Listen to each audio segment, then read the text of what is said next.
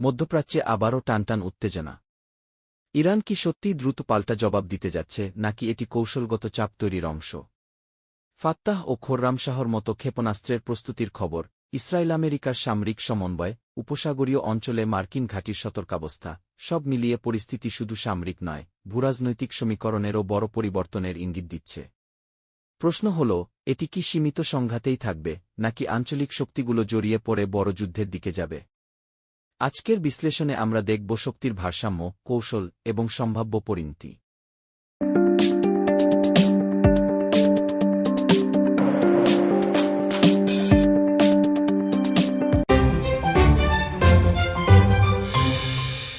ইরানের ব্যালিস্টিক ক্ষেপণাস্ত্র কর্মসূচি গত 2 দশকে মধ্যপ্রাচ্যের শক্তির ভারসাম্যে বড় ফ্যাক্টর হয়ে উঠেছে। আন্তর্জাতিক নিষেধাজ্ঞা ও সামরিক চাপের মধ্যেও তেহরানকে ডিটারেন্স বা প্রতিরোধ ক্ষমতাকে অগ্রাধিকার দিয়েছে, বিশেষ করে বিমান বাহিনীতে সীমাবদ্ধতা থাকায় ক্ষেপণাস্ত্র শক্তিকেই তারা প্রধান ভরসা হিসেবে গড়ে তুলেছে। ফাত্তাহ হাইপারসনিক দাবি। ইরান দাবি করে ফাত্তাহ একটি হাইপারসনিক মিসাইল, অর্থাৎ শব্দের চেয়ে বহু গুণ দ্রুতগামী এবং গতিপথ পরিবর্তনে সক্ষম। বিশ্লেষকদের মতে, যদি এটি কার্যকরভাবে মোতায়েন হয়, তাহলে প্রচলিত ক্ষেপণাস্ত্র প্রতিরক্ষা ব্যবস্থার জন্য বড় চ্যালেঞ্জ হতে পারে। তবে পশ্চিমা সামরিক বিশেষজ্ঞরা এখনও এর পূর্ণ সক্ষমতা নিয়ে প্রশ্ন রাখছেন, কারণ বাস্তব যুদ্ধক্ষেত্রে এর কার্যকারিতা প্রমাণিত হয়নি। খোররামশাহর দীর্ঘপাল্লার সক্ষমতা। খোররামশাহর সিরিজের ক্ষেপণাস্ত্র 200 কিলোমিটার পর্যন্ত পাল্লা ছুঁতে পারে বলে বিভিন্ন প্রতিরক্ষা প্রতিবেদনে উল্লেখ আছে। এর মানে ইসরায়েলসহ আঞ্চলিক গুরুত্বপূর্ণ স্থাপনাগুলো এর আওতায় পড়ে। বড় ওজনের ওয়ারহেড বহনের সক্ষমতা থাকায় এটি কৌশলগত বার্তা হিসেবেও ব্যবহৃত হয়। বাস্তব প্রস্তুতি বনাম রাজনৈতিক বার্তা। সামরিক সক্ষমতা থাকলেও তা ব্যবহার করা সম্পূর্ণ আলাদা বিষয়। সরাসরি হামলা মানে আঞ্চলিক যুদ্ধের ঝুঁকি, আন্তর্জাতিক নিষেধাজ্ঞা বৃদ্ধি এবং যুক্তরাষ্ট্রের সরাসরি সম্পৃক্ততা। তাই অনেক সময় ক্ষেপণাস্ত্র প্রদর্শন, মহড়া বা সীমিত পাল্টা হামলা, এগুলোই ক্যালিব্রেটেড রেসপন্স কি হিসেবে দেখা যায়। প্রতিরক্ষা ব্যবস্থার চ্যালেঞ্জ। ইসরায়েলের বহুস্তরীয় প্রতিরক্ষা, আয়রন ডাম, ডেভিড স্লিং, অওয়াও শক্তিশালী হলেও বড় সংখ্যায় বা সমন্বিত আক্রমণ হলে চাপ তৈরি হতে পারে, এমন বিশ্লেষণ বিভিন্ন আন্তর্জাতিক নিরাপত্তা প্রতিবেদনে উঠে এসেছে।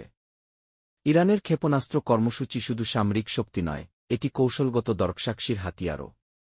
বাস্তব ব্যবহার নির্ভর করবে রাজনৈতিক সিদ্ধান্ত, আন্তর্জাতিক প্রতিক্রিয়া এবং ঝুঁকির হিসাব নিকাশের উপর।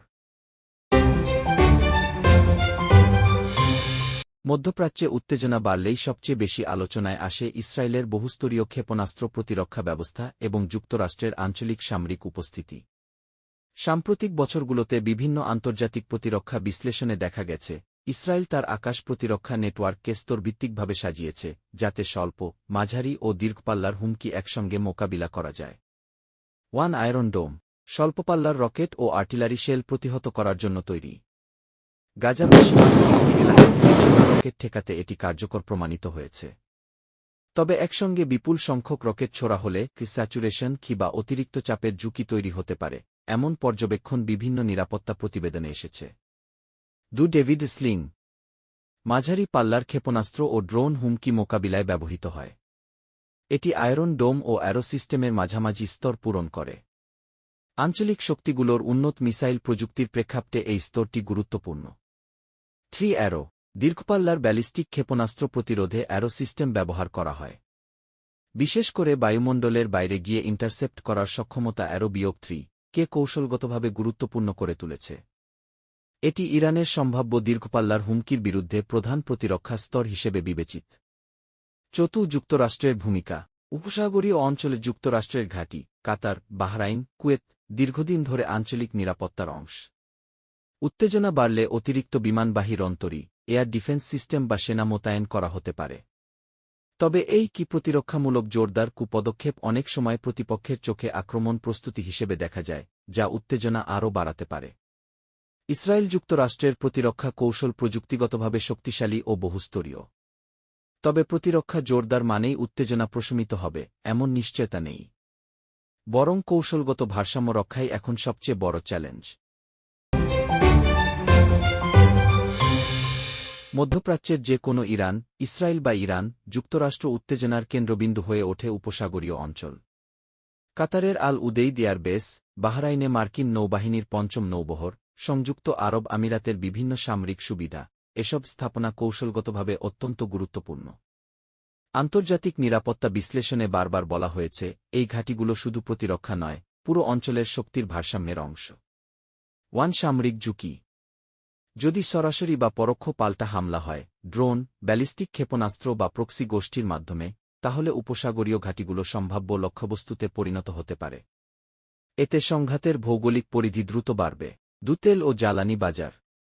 বিশ্বের উল্লেখযোগ্য অংশের তেল রপ্তানি হরমুজ প্রণালীর মাধ্যমে যায়। অতীতে উত্তেজনার সময় তেলের দাম দ্রুত বেড়েছে, কারণ বাজার অনিশ্চয়তা পছন্দ করে না। উপসাগরে সামান্য সামরিক অস্থিরতাও বৈশ্বিক জ্বালানি দামে বড় প্রভাব ফেলতে পারে।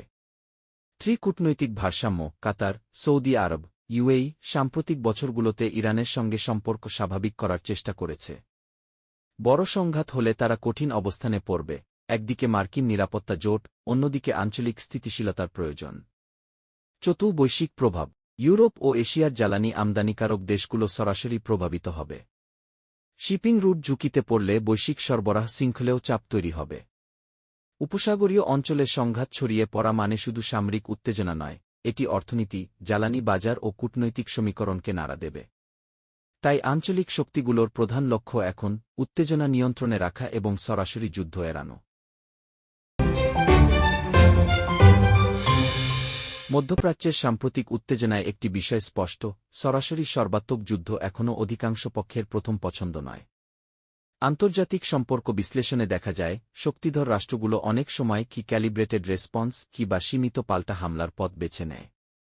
উদ্দেশ্য থাকে শক্তি প্রদর্শন, অভ্যন্তরীণ জনমতকে সন্তুষ্ট করা এবং প্রতিপক্ষকে বার্তা দেওয়া, কিন্তু এমনভাবে যাতে পরিস্থিতি পূর্ণাঙ্গ যুদ্ধে গড়ায় না। প্রতীকী হামলার কৌশল।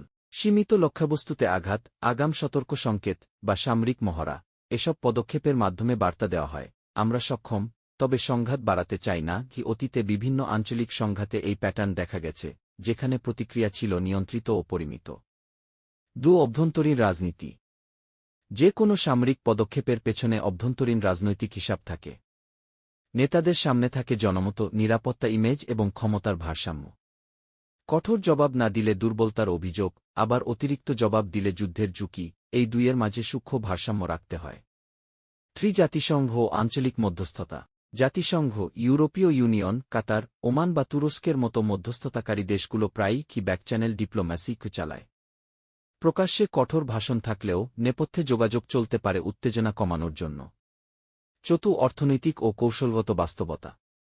পূর্ণাঙ্গ যুদ্ধ মানে নিষেধাজ্ঞা, জ্বালানি বাজারে অস্থিরতা এবং আন্তর্জাতিক চাপ বৃদ্ধি। তাই কৌশলগতভাবে সীমিত পদক্ষেপ অনেক সময় বেশি কার্যকর মনে করা হয়। রাজনৈতিক ও কূটনৈতিক হিসাবই নির্ধারণ করবে উত্তেজনা প্রতীকী পর্যায়েই থাকবে নাকি বড় সংঘাতে রূপ নেবে। সামরিক শক্তি যত গুরুত্বপূর্ণ, ততটাই গুরুত্বপূর্ণ সংযম ও কূটনৈতিক পথ খোলা রাখা।